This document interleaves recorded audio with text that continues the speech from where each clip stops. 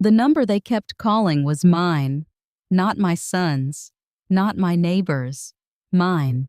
The emergency contact I had filled out on a laminated card in my wallet, the one I updated every single year because I believed in being prepared. I believed in a lot of things back then. I remember the carpet. That's the strange part. When they found me at the bottom of the stairs, the first thing I thought about, before the pain, before the fear, was that the carpet runner on the third step had been coming loose for 2 weeks, and I had meant to fix it. I had written it on my little notepad in the kitchen. Fix the stair carpet. Call the repairman. Buy more coffee filters. Simple things. The kind of things you put off because you assume you have time. I did not have time. My name is Margaret. I am 67 years old. I taught 4th grade for 31 years in a small town in Ohio, and I retired 4 years ago when my knees decided they were done standing on linoleum floors. My husband, Robert, passed away 3 years before that. A quiet death, the way he lived, in his sleep on a Tuesday in November. After he was gone, I learned how to be alone in a way I had never expected to learn at 62. I sold the house we had raised our son in. I moved into a smaller place, a 2-story townhouse 20 minutes from my son's family, close enough that I could help when needed, far enough that I was not in the way. That was the balance I was always trying to keep. Not too close, not too far, never a burden. My son's name is Daniel. He is 41 years old. He works in finance, which means he is always busy and always tired, and I learned a long time ago not to take it personally. His wife is named Kristen. She is pleasant in the way that good furniture is pleasant, attractive, functional, and unlikely to surprise you. Their children, my 2 grandchildren, are Tyler, who is 12, and little Emma, who just turned 8. I loved them. I want to make sure you understand that before I tell you the rest. I loved all of them completely, in the way that mothers love, which is to say, without conditions and often without logic. My daughter-in-law had a sister named Paige. Paige was younger, 35, unmarried, worked as a dental hygienist about 40 minutes away. She came to holidays sometimes. She called Daniel her favorite brother-in-law, even though he was the only one, and she always laughed too loudly at her own jokes. I never disliked her. I never had reason to. That will matter later. It was a Wednesday in March, and the morning had been ordinary in the way that mornings are before they are not. I had made coffee. I had eaten half a piece of toast. I had called Emma to wish her a good day at school because she'd had a spelling test and she'd asked me to call. She did not pick up, which was fine. She was probably already on the bus. I was coming down the stairs to get my reading glasses when the carpet runner caught the heel of my left slipper. There is a particular kind of silence that happens right before something goes wrong. I heard it. 1 second, 2 seconds, just long enough to know what was coming. And then the world tilted sideways and I was falling and there was nothing to hold on to. I hit the bottom landing hard. I know now that I fractured my left hip and cracked 2 ribs. At the time, all I knew was that I could not stand up, and the pain was a living thing inside my body. And my phone was on the kitchen counter 8 feet away, and I could not get to it. I lay on that floor for 4 hours. I want you to sit with that for a moment. 4 hours on a hardwood landing, unable to move, watching the light shift through the window. I called out once, twice. My neighbor Beverly was retired, and sometimes she could hear things through our shared wall, but Beverly was visiting her sister in Pittsburgh that week. I knew that. I had known that. I simply had not thought about what it would mean to be completely, entirely alone until that moment proved it to me. It was my mail carrier who found me, a young man named Marcus who had been on my route for 2 years, who knew that I always brought in my mail before noon, and who, God bless him, noticed at 2:30 that Thursday's letters were still sticking out of the slot. He rang the bell. When I managed to cry out, he heard me through the door. He called 911. He stayed on the porch and talked to me through the mail slot until the ambulance came, telling me about his dog and the weather and a podcast he had been listening to, just to keep me conscious and calm. I have thought about Marcus every single day since then. The paramedics came, the hospital came, and then came the calls. The hospital tried Daniel 31 times. 31.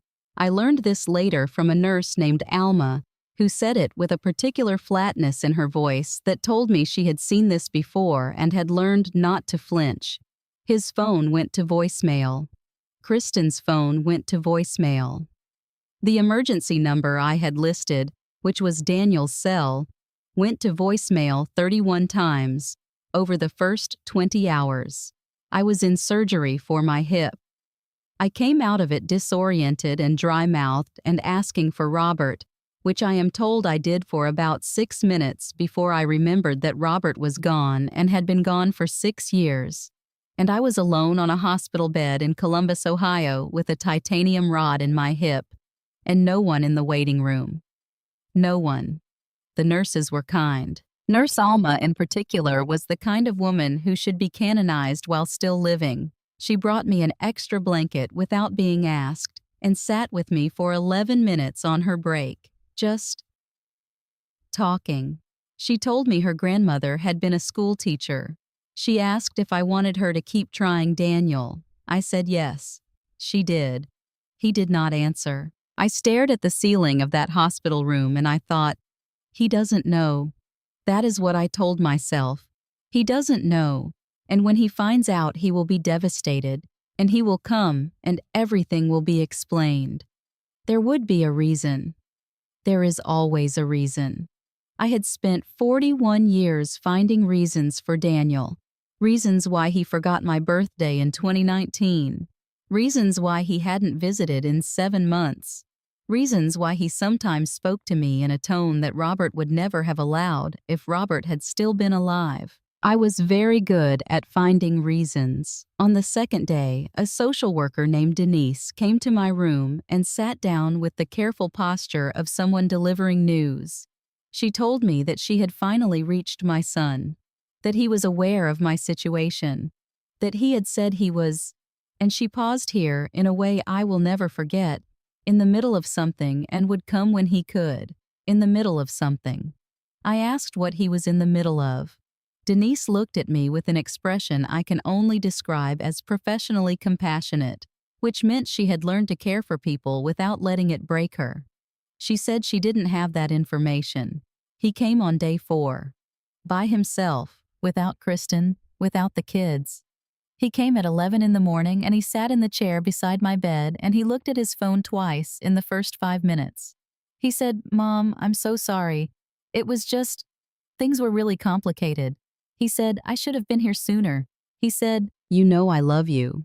I looked at my son, my boy, the child I had read to sleep for 8 years, the child I had driven to every soccer practice and orthodontist appointment and school play, and I said, I know, because I did not yet know what I know now. What I know now is this. While I was lying on a hospital bed waiting for a hip surgery, while Marcus the mail carrier was checking on me through a door slot, while Nurse Alma was leaving her 12th voicemail on my son's phone, Daniel and Kristen and Paige and the kids were at a resort in Scottsdale, Arizona. A long weekend, apparently. Paige had booked it 3 months earlier. A birthday celebration for Kristen, her 40th. A private villa, a pool, spa treatments, 4 days in the sun. I learned this not from Daniel, but from Paige herself.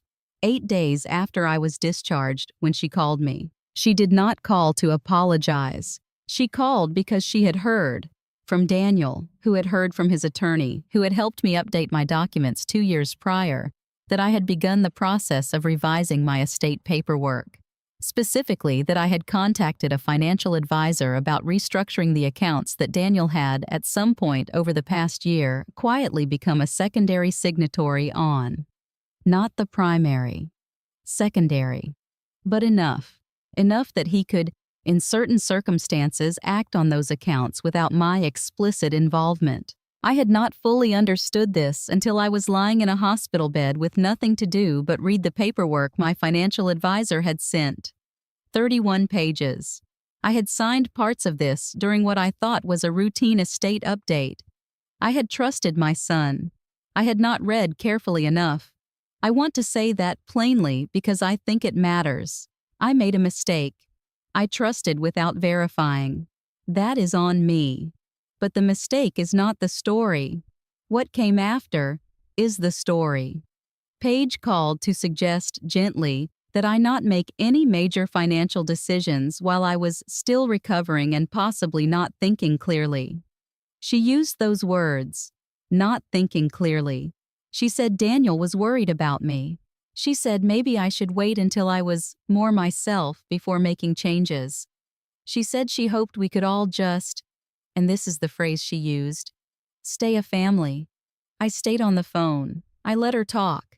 And while she talked, I thought about 31 phone calls and 4 hours on a hardwood floor and a nurse named Alma sitting with me on her break, and I thought about Robert, who had always said, "Margaret, you see the best in people. It's a gift, and it's a vulnerability, and you need to know the difference."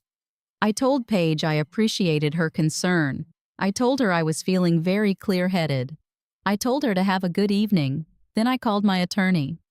There is a woman in my neighborhood named Helen. She moved in 2 years ago after her own divorce. She is 59 and she teaches yoga on Tuesday mornings at the community center. And when I first came home from the hospital, she was the one who showed up on my doorstep with a bag of groceries and a casserole dish and absolutely no expectation of being thanked for it. I had not asked her to come. She had heard from Marcus, who had apparently told our whole street, and she came, just like that. She shoveled my front walk twice without asking. She drove me to my follow-up appointments for 3 weeks because I could not drive yet. She sat with me on my couch some evenings, and we watched those British baking shows that Robert used to pretend to hate and secretly loved, and she never once made me feel like a burden. I want to be careful here not to make this into a simple story of good people and bad people. Life is more tangled than that. And I have known Daniel for 41 years, and I know that he is not entirely without goodness. He called me after Paige called him to tell me she had spoken to me. He said, "Mom, I just want to make sure you're okay." He said, "The Scottsdale thing.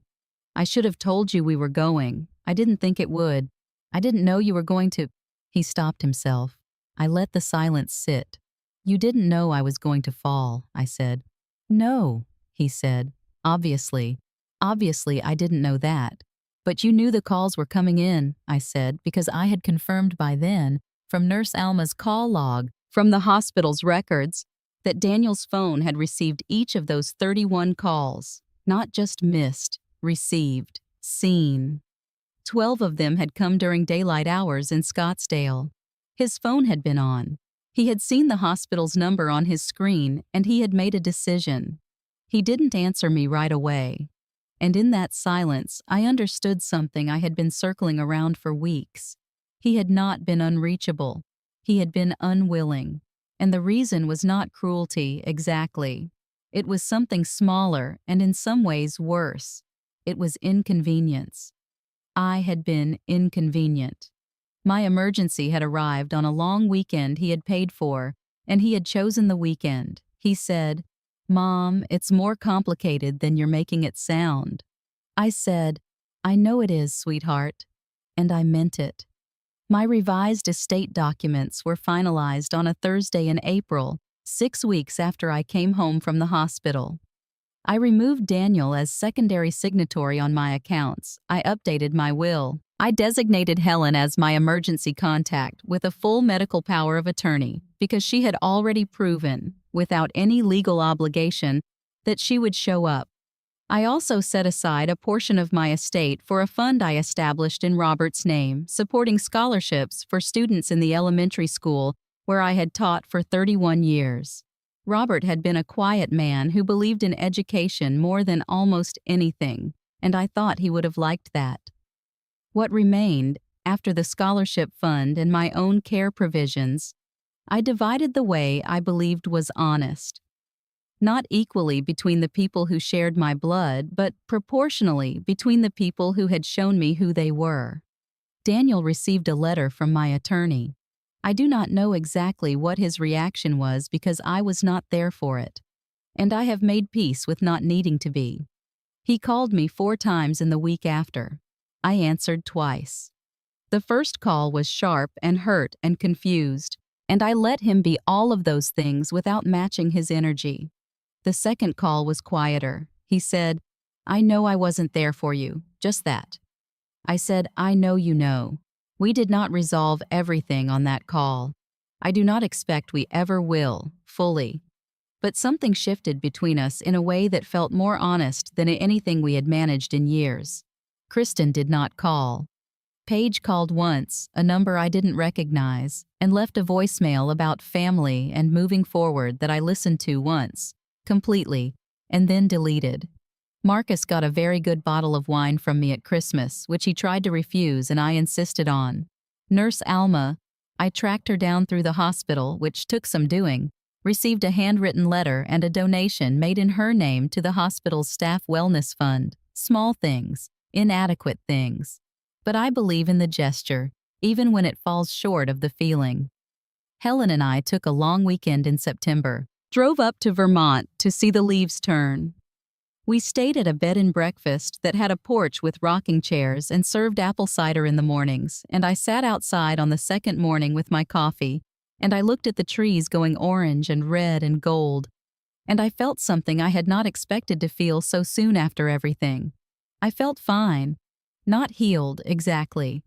Not the way you are before something happens. But fine in the way that tells you the ground under your feet is solid. Fine in the way that means, I know what I am standing on now. I know who is in my corner without needing to ask. I know the difference between people who say they love you and people who answer the phone. It is a hard lesson. I would not have chosen it. I would have chosen the loose carpet runner and a quiet Tuesday and a long, uneventful retirement with my son and his children and Sunday dinners that Robert was not there for, but that I was still building around his absence. But we do not always choose our lessons. Sometimes the carpet comes loose on a Wednesday morning, and what the fall teaches you is not about the fall at all. I keep the staircase well now. I replaced the runner entirely. A good one, properly nailed down. I have a medical alert button on the wall in the kitchen. I have Helen's number memorized even though it is in my phone. And I have stopped keeping track of the things I am owed because that is not the same as knowing your worth. My name is Margaret. I am 67 years old, and I am not who I was before the fall. I am someone who knows, really knows, in the bones, who will pick up the phone. That is not nothing. In fact, it turns out, it is almost everything.